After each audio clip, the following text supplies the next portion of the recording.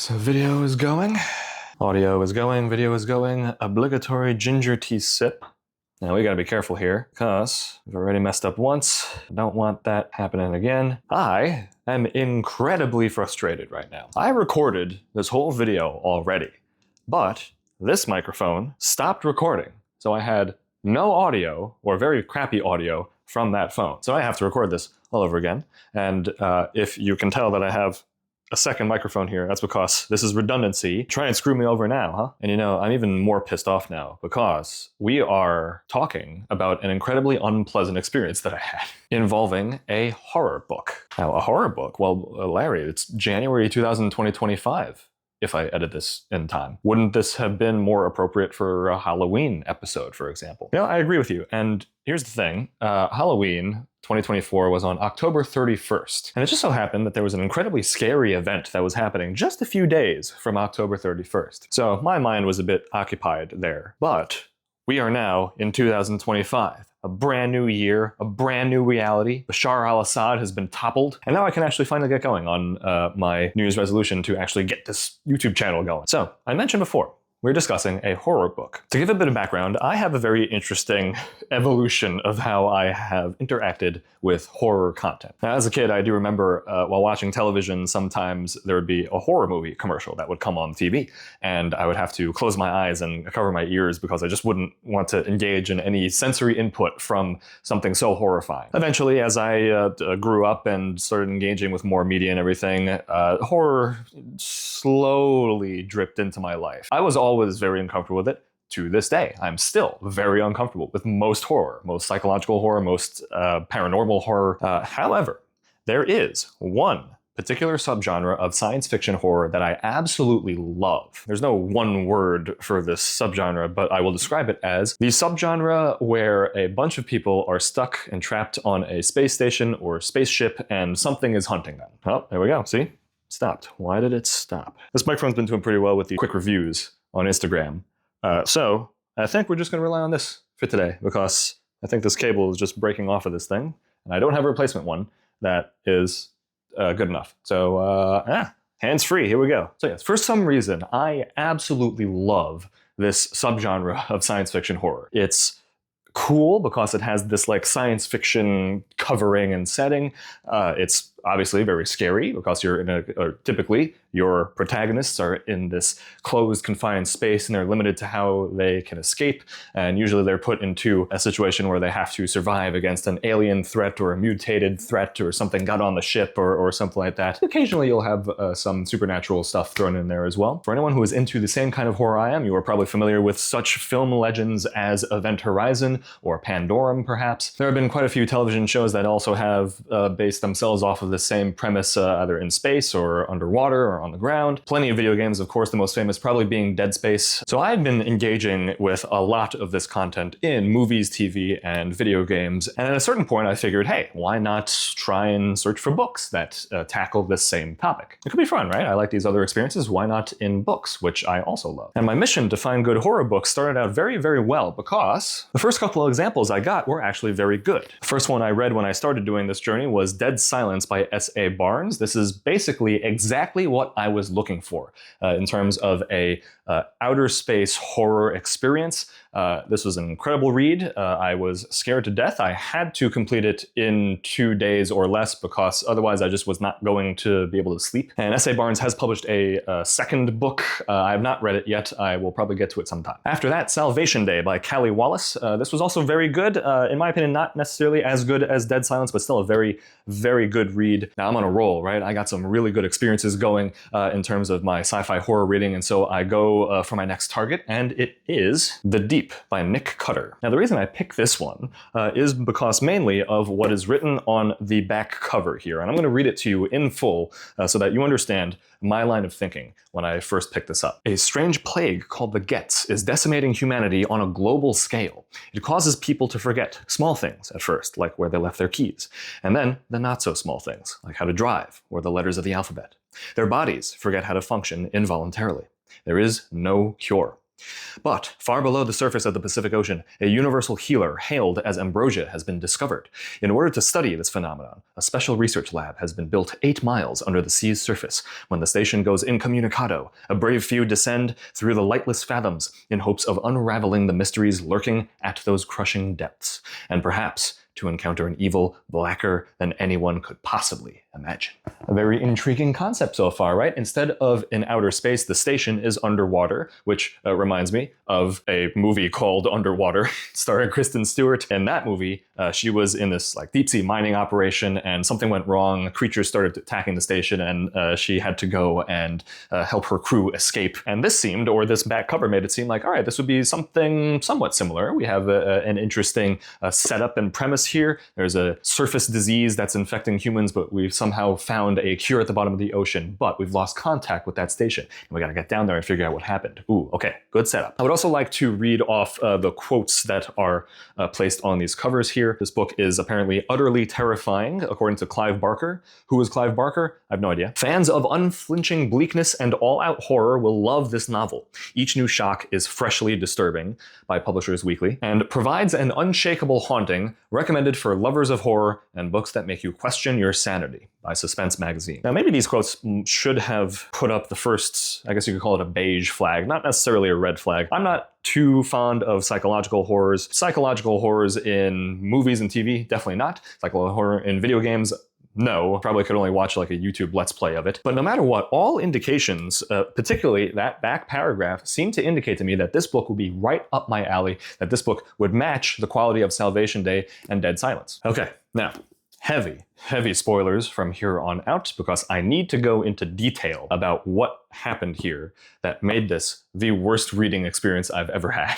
So the opening remains promising. It's an establishing context of our main character, Luke. On the surface, you see the consequences of the Getz disease, the 4 Getz, right? The Getz disease, as it's nicknamed. Now, Luke happens to have a brother, Clayton, who is actually one of 3 scientists that's in that deep sea research station. Now, the US military has lost contact with this research station, but Clayton is still sporadically in contact, and he has specifically requested Luke's presence down in the station. So, US military gets Luke, brings him to the station. It's intriguing so far, and then we get down into the station, and you're in that, what I'm going to describe as like the opening of the hatch scene, where you enter the derelict ship or the derelict space station, or you crack open the ancient tomb or something. It's that first shot, that first scene of the decrepitness of something is wrong in this facility. The book centers mostly around 3 characters. It's Luke, his brother Clayton, and a military attaché that is the one that escorted Luke down to the station. So Luke and the attaché are there in that first little hallway. As they go through the station, they encounter a dog who was likely there just for research purposes. They encounter one of the scientists who has locked himself into his own little research laboratory and is yelling senseless things. They encounter a hatch that should lead to the quarters of the second scientist. That has this mysterious buzzing sound coming from it, but we're not really sure what that is. And we do finally run into Clayton, the brother, who does appear to be okay. He does appear to be physically fine, maybe a little bit mentally not there, but he is a brilliant scientist. He was never necessarily socially good. Clayton, despite all that has gone wrong on the station, seems to be under the impression that everything is okay and that Luke is not needed. And here is where I'm going to freeze us, because this was good so far. This is a good setup. We got a creepy underwater station. We've got things clearly going wrong. A mystery behind doors. Why is that one scientist gone crazy? Why is Clayton so weird? It seems like there's something off about him. Okay, good. Great setup. Now, let's get through the rest of the book. And unfortunately, this is where everything went wrong. You know how in these kinds of scenarios, there's a particular horror, right? A particular thing. It could be an alien, it could be a monster, it could be a ghost. That is the central horror of what's causing chaos in the situation. You know what the horror for this book was? Everything. Everything. When I say everything, I mean every possible gory thing, every possible trauma. This book is just a amalgamation of gore porn and torture porn. Now let me explain specifically what I mean by this. And let's start with the gore.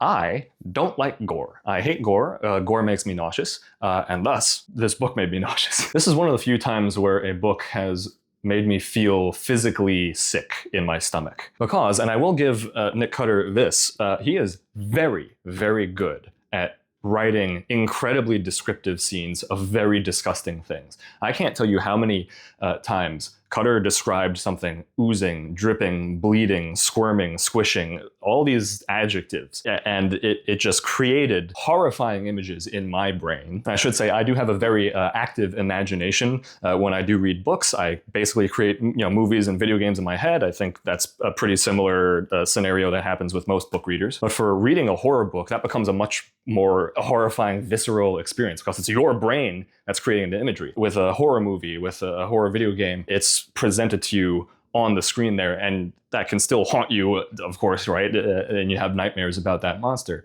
But it's not your creation, right? It is someone else's depiction of something horrifying. Whereas your brain knows exactly what freaks you out the most. And so your brain fills in those gaps and makes the situation so much worse. Which means when Nick Cutter writes these very gory, disgusting scenes, my brain has no choice but to picture these very gory, disgusting scenes, and it makes me sick. Like, for example, I've never understood people who like the Saw franchise like as a whole. I understand there are some people who do like that first movie, which was more like a contained psychological horror, but the rest of it was just gore and torture porn. It was just body parts getting destroyed and people just put in these torturous situations. What's the appeal of that? I just never understood that. And to be clear, I can handle some gore, right? I've watched war documentaries and war movies and played violent video games. I can handle some. Because usually I can sort of suspend disbelief that, oh, that's just fake blood on a screen or something. Or if it's like a war documentary, for example, I can look at it more of like a clinical angle or like a medical documentary. All right, surgery is happening, there's blood there, but it's legitimate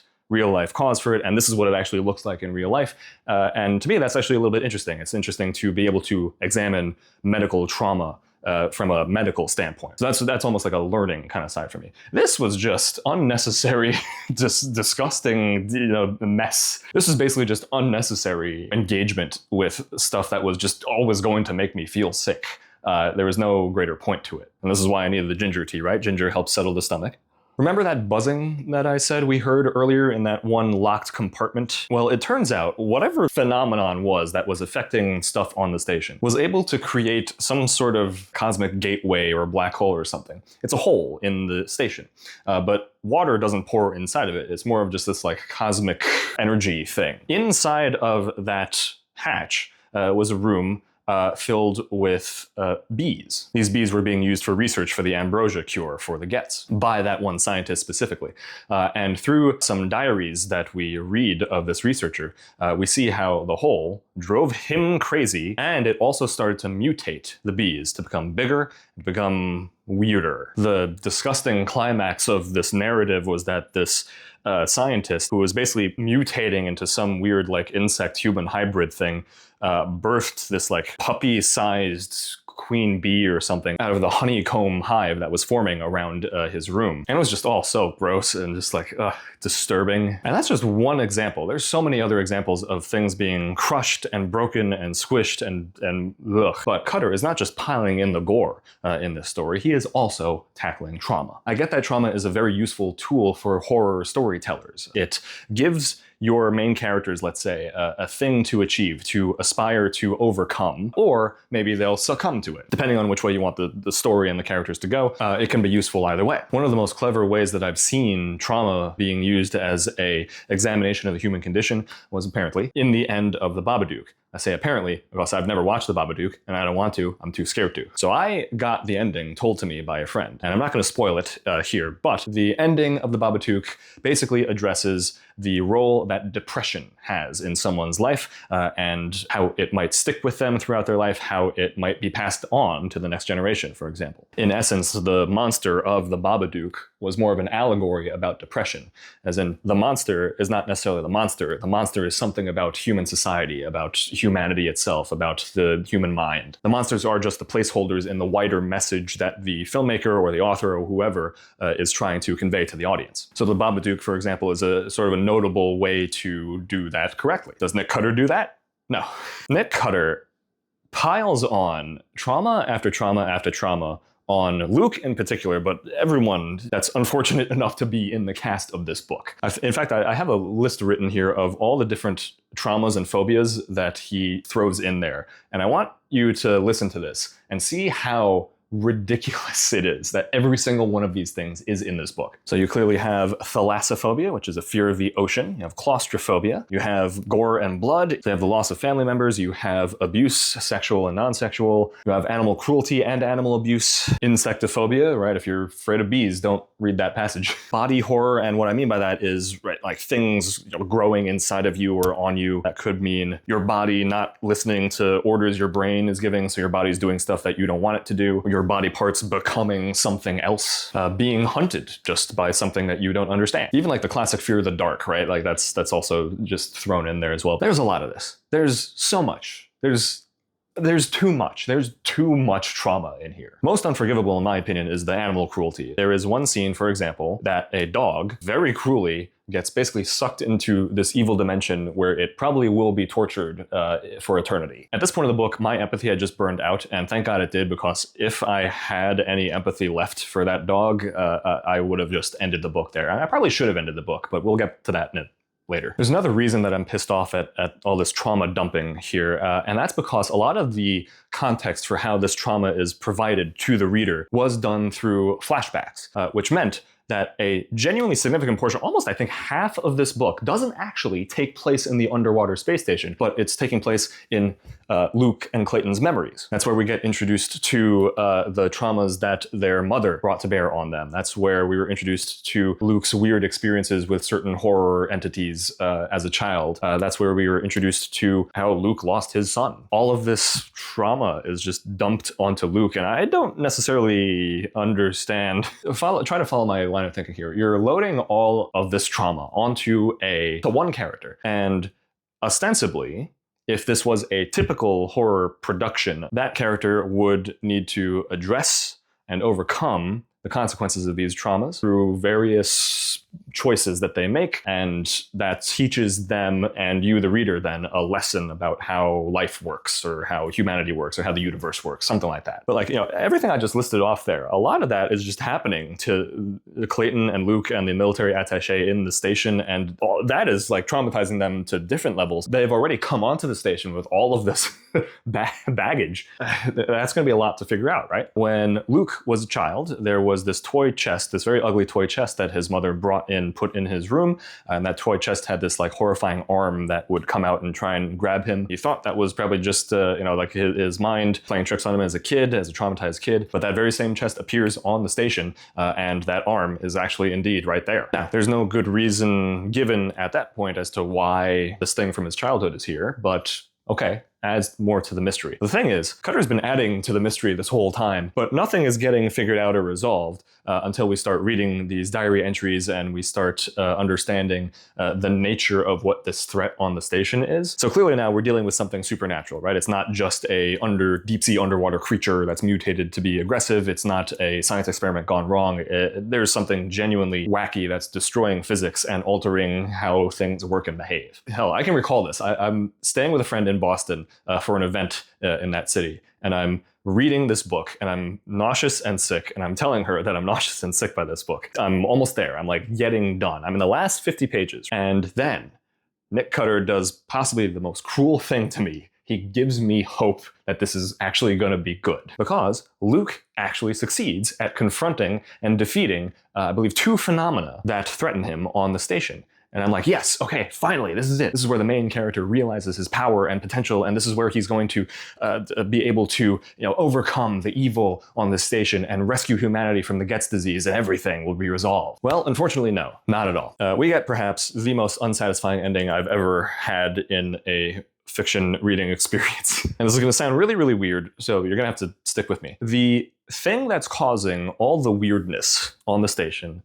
is a cosmic horror entity. When I say that, it is like this higher dimensional beings come down, bring Luke in through like a portal or something, and they start like monologuing like an evil villain to him, explaining, yes, we were the ones that, kidnapped your son, and we were the ones that were throwing this like chest with the arm in your childhood, and now in humanity's hour of need, we have come to prevent you from, getting the ambrosia or whatever.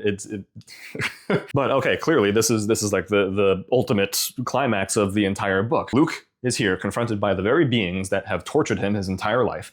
What does he do? Does he, as a main protagonist, does he defiantly, even if he is powerless functionally against these cosmic horrors, does he, as humans are very stubbornly known to do in fiction, stick by his guns, even like try and get a punch in or something just to be defiant, just to say, F you, you suck, I'm gonna do everything in my power to stop you, even if I fail? No. He succumbs. He lets the traumas of his life consume him, and he dies. The ambrosia is never brought to the surface, and it is actually implied that something escapes from the station and heads to the surface, thus implying that humanity dies and is wiped off the face of the earth. What a ending for such an experience. Okay.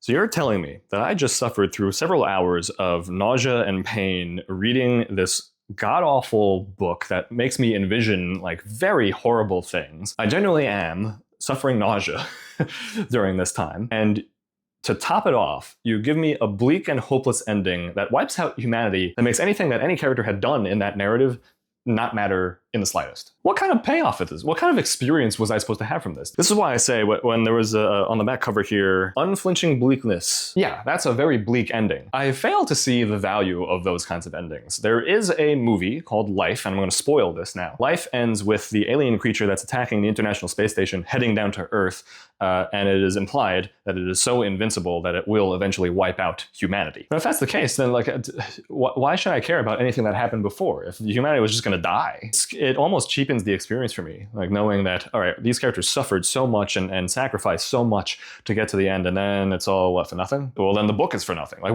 what lesson am I supposed to take from this? What higher purpose was this narrative supposed to provide me? Especially Luke just succumbing to the power. Is that really the message you want to send to people with this book? Is that really like, oh yeah, just let your trauma take over you? That is all sorts of problematic, as you could probably tell. Okay, so I'm back in this Boston apartment. I finished the book, I've closed it. I need to ask my friend to hug me for like 2 minutes straight because I am just like burned out from this. And she does, and I'm very thankful for that. But once that hug is done, I need to get to work now to find answers. This book is basically a playground of horror tropes, mostly focusing on gore and trauma. It is not my preferred science fiction horror subgenre of people trapped on a station and something is hunting them. That is there in minuscule little tidbits, but it is not the main way that the story and the narrative progresses. This is not Alien, this is not Event Horizon, this is not Underwater, this is something worse. Now, from what I've told you about the experience, do you genuinely think that the story that I just described to you is accurately depicted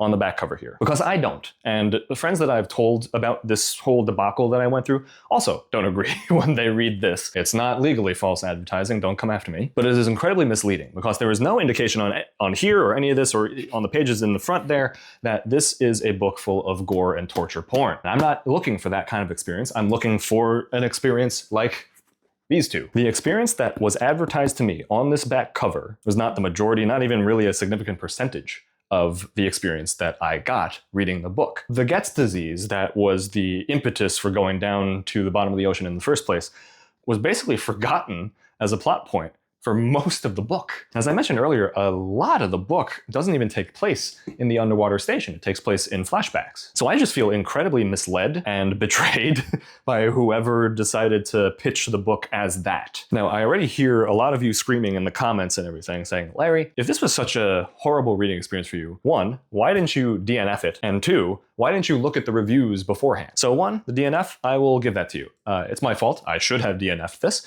I was still in a stage in my life where I didn't want to DNF stuff. I will also argue that the little slivers of like they're trapped in that station and something's hunting them, that was the little parts that I got there was just enough to keep me going. It was like that a thirsty man in the desert being offered some drips of water. Like it was right there. And I was still hanging on to hope that it would evolve into a good story. As to why I didn't look at the reviews beforehand, I am typically a little bit hesitant to look at book reviews of fiction books because in my experience, quite a few people are bad at covering spoilers. So I didn't want to be spoiled. But frankly, with the experience that I've had from this book now, I think I have to, at least for science fiction horror, I have to look at reviews reviews now to make sure I know very accurately the experience that I'm getting. Now, speaking of reviews, in this apartment in Boston after the hug, I went online and looked at the reviews for this book because I wanted to figure out, okay, wait, do people actually like this kind of content? What was the popular reaction to this? And it seems that Nick Cutter's fans mostly agree with me. The reception, at least on Goodreads,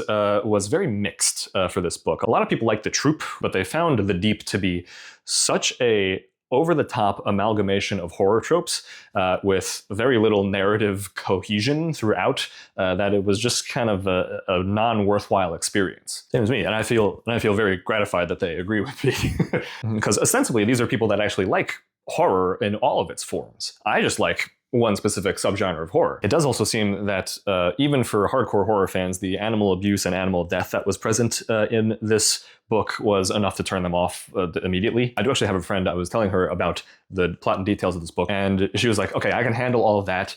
Is there animal cruelty in it? And I was like, yes. And she went, okay, then I'm not doing it. And fair enough, right? You need to know your limits as to what kind of content you engage with. Because I do think at the end of the day, a lot of horror fans do have empathy. It's just that they're able to turn it off for engaging with horror scenarios, right? So that's more like a cool, fun experience rather than an actual horrifying experience. To a certain degree, you should turn on your empathy somewhat in order to understand the horror of what's going on. I'm a very empathetic person, especially with animals, but the horrifying scenarios that Luke and the team on the station were put through and the traumas that were just dumped on, it was so much. Once again, as I said, it overwhelmed my capacity for empathy. I would have been a blubbering mess in that apartment had I allowed myself to fully engage with the full emotions this book was making me feel. And after reflecting on this experience, why? Why do I need to go through this, right? Why should I suffer through 300 pages of physical stomach torture for me, basically? I should just DNF stuff. And I should check the reviews and make sure that I don't enter into a book that obviously is not going to be healthy for me. And neither should you. You should set your boundaries. You should understand what kind of horror you like. You should understand that if you're actually not feeling good because of the book, you should put it down and stop reading it. Now listen, maybe part of the blame is on me, but there has to be some fault given to the people responsible for publishing this book. I'm not entirely sure what the deal is with the publishing industry and who decides what goes on the covers and everything like that, but someone messed up. This, in my opinion, genuinely does not reflect the actual experience you get inside of the book. However, the publishers can put whatever they want maybe on these covers, but it's Nick Cutter, the author, who is the one that's filling the pages with the content. It is his editor, though, that is also, editing it and making sure it's good for publication, so we can blame them too. So according to, this is the acknowledgements page of the book. Cutter thanks, of course, his editors and his fiance and all of his support team for publishing it. It is an accomplishment to publish a book no matter what. I don't begrudge him for that, of course. But in there was a sentence for putting up with my slovenly habits and somewhat brooding demeanor on the days when the writing got dark. Can you imagine writing like this content? Do you imagine coming up with these disgusting and horrible scenarios and making people, ostensibly, real people, characters, go through horrible things? Of course it's going to affect you. It's going to affect the readers. It's going to affect the author. And I do want to be very clear here. I'm not begrudging Cutter for writing this kind of content. If you as an author want to just write a playground of horror tropes and gore porn and torture porn, you can do that. And Nick Cutter's audience, if you also like that content, feel free to engage with that content, sure. But I don't. I don't like that content. I don't like this kind of horror. And I, to this day, and probably forever in the future, am going to insist that the marketing for this book on the back cover is misleading at best. And at this point, and I can't believe I'm saying this, we can actually take a page out of Book Talk. So I'm pretty sure, even though I don't have any Book Talk books, I'm pretty sure on the inside of the early pages of Book Talk books in fantasy and romance and romantasy, you have a page or something there dedicated to pointing out the tropes of stuff, right? Like the enemies to lovers and all that, that kind of stuff. Why not do that with horror? Why not have a page on the inside that has all right, this has copious gore, this has trauma, this has this, just so that the reader actually knows what is in the book and what kind of content they are getting into. To once again cover my ass, this is accurate. This blurb is in the book. It's just not the majority of the book. And it does not nearly enough describe what actually is the meat and potatoes of this book. So yeah, I'm just sort of ranting now. I'm done. Hopefully the audio has successfully recorded. But yeah, be careful out there, folks. You never know what you're going to run into if you pick a horror book off the shelves. Thank you for watching. I'll see you next time, hopefully with a topic that's happier. If not happier, at least something that makes a little more sense. So yeah.